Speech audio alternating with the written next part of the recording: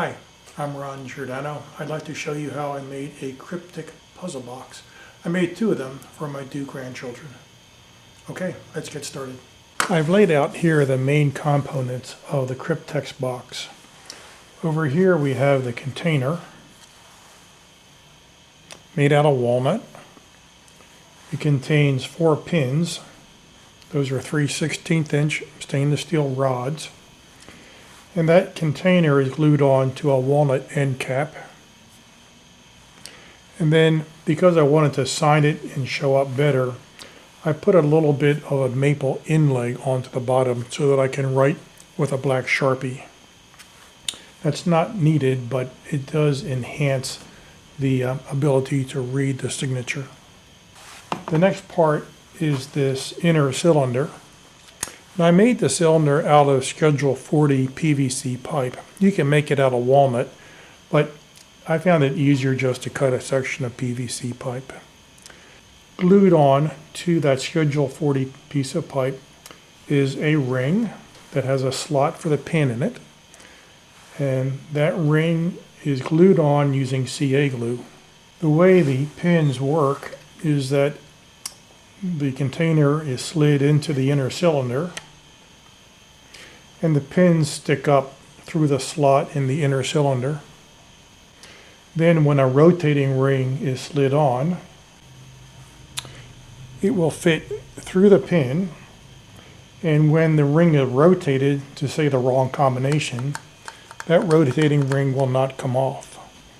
But when it is rotated to the correct combination, the pin will line up with the slot and the container will come out of the inner cylinder. That's the basic mechanism. There's a little lip here, and then there is a recess on this side.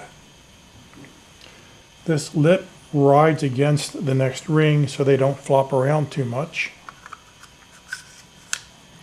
And this recess on the inside provides a little avenue for the pin to be located so that I can rotate the ring and the pin will just stay in that slot. I put some blue tape here to let me know where that slot is located. So when all the pins are lined up, you can see straight through, and the pins on the container will slide directly through and into the rotating rings like that. And if the rings are rotated so the combination is not correct, the container will not pull out. The next piece of the construction is this ring. It is a non-rotating ring, and it will eventually be glued on to this Schedule 40 PVC pipe. So you can think of it as a retaining ring. And note that there are slots in this left retaining ring and slots in the right retaining ring. And those slots identify where the combination needs to line up. So when the combination lines up like that, one can pull out the container. The last piece of the construction is this end cap. And the end cap will be glued both to the PVC pipe and to this retaining ring. So it'll be glued on like that. These rotating rings are turned on a lathe. And I've sketched out the dimensions for all of the parts here. But to be honest, once you get the piece on the lathe, you do have to go back and forth to fine fit and fine tune all the pieces together. In particular, you want to make sure that the rotating rings will actually rotate when the pins are in position. Pretty much everything that I've done here has been done on the lathe. A few items I did on a drill press. To make the slot here, that was done on a drill press. And you'll notice there are occasional kind of blank slots, if you will. And those are kind of Fuller indentations, so that if someone is trying to pick the lock and they rotate the rotating ring and it slips into one of those Fuller slots, they may think they actually have the combination, but in fact they don't. When you drill the hole for the pins to move in and out. Make sure that the hole is centered between the slots up here, because that's where you're going to put your combination numbers and letters. In this case, I actually drilled a hole in the wrong location. It lined up with the middle of the slot rather than the center. No problem, I simply used a dowel to plug the hole, glued it in place, and then went on the drill press and drilled the correct hole in the proper location. For applying the letters and numbers on the rotating rings, I use these Presson Letters. What you do is you position the letter on top of the wood, and then you take a stylus of some sort and you rub on top of the letter, and that letter then gets transferred directly onto the wood. These were very popular in 1970s, 1980s. I don't think these are made anymore, but if you go out on eBay, you can find some people in the US and overseas that still have some of these for sale. Another option is simply to use vinyl press-on letters. The vinyl will be thicker, and you may be able to feel it more with your finger as you rub over the letters, unless you apply a lot of varnish or some other finish on top of it. It's important to label the actual combination row 1, 2, 3, and 4 from left to right, and this will be my combination row. And if you get these mixed up, sometimes when you fine-tune them on the lathe to fit in a particular order, and then you get them out of order, they really don't rotate very smoothly. I find it very helpful to go to Excel and to print out my combinations. So there are 16 letters and numbers down for the 16 positions on the ring. And then I have 4 rings, 1, 2, 3, and 4. Once I have them on the paper, then I can double check that I don't have a repeating letter or number that corresponds to the combination, because it wouldn't make much sense to have a combination, say, that has an X in it and then have 2X in a particular column. This is the little burnishing tool that I'm going to use to apply the letters. There is a metal tip with a very small metal ball on the end, and you rub that metal ball on top of the letter to transfer it to the wood. Things lined up. Press it on, flip the tool over, press down and burnish it, lift it off carefully, and there you go. Okay, I finished applying the letters to the first ring. Okay, I have finished adding the letters and the numbers to all the rings. The next step is to spray some lacquer on these rings, and I'm going to use Satin Deft clear lacquer. Okay, I'm ready to spray the rings now. I've added a little lid cap to the top of the rotating rings so I don't get any of the lacquer into that little joint in there. And I'll just spray and rotate, and add about 7 light coats, waiting 20 to 30 minutes between coats. Just to make sure that the PVC pipe is really smooth on the outside, I like to take carnauba wax, charge it to a buffing wheel, and then put a light shine on that PVC so that the rings will rotate nice and smoothly.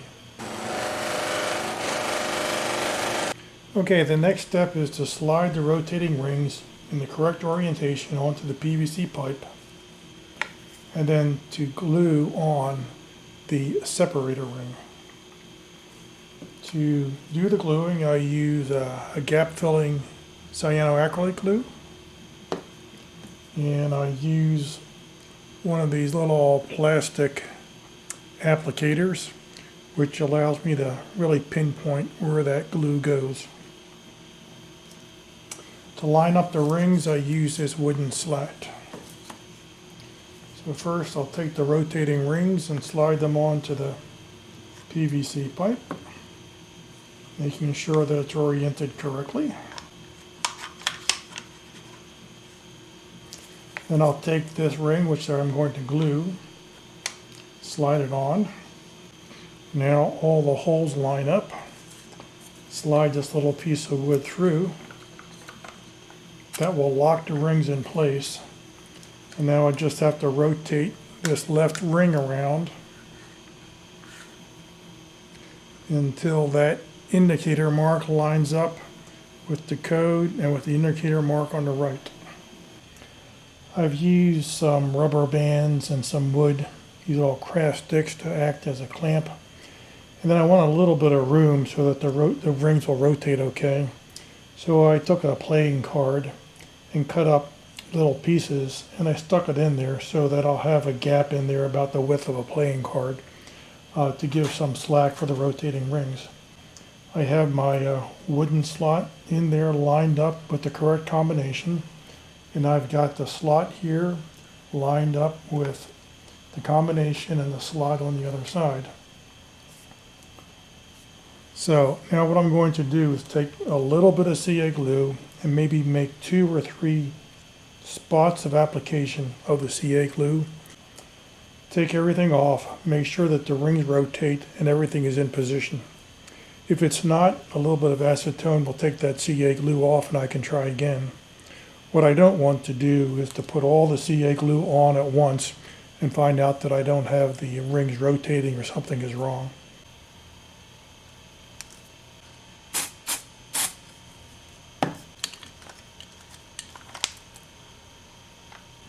Okay, let's make sure that the rings rotate. Particularly this one, I don't want to have glued this ring onto the PVC pipe or to the end. That looks good, all the rings are spinning. So now let's put on the final coat of CA glue. The last step is to glue the end cap onto the PVC pipe as well as this last ring over here. So I'm going to use 2 glues. I'm going to use the Tight Bond Quick and Thick and use that for the wood to wood connection. And then I'm going to put some CA glue down here on the end of the PVC pipe to stick it to the wood. So once we do that, I think we'll be in good shape and the project will be finished. I designed the Cryptex box in a CAD software called Fusion 360. The nice thing about that is you can actually see the design before you build it. Here, for example, I'm showing the design, and you can actually pull out various pieces, make sure that they all fit together and have clearance.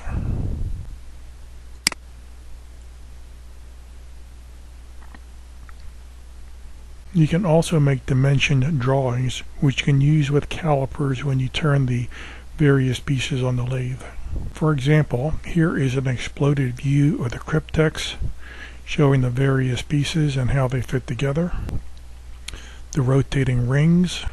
I also made a description of the various steps to make each of the pieces. Here I'm showing the rotating ring construction, how to make the grooves for the lettering, a detail of the left retainer ring and the right retainer ring, and a few comments about how to construct the ring.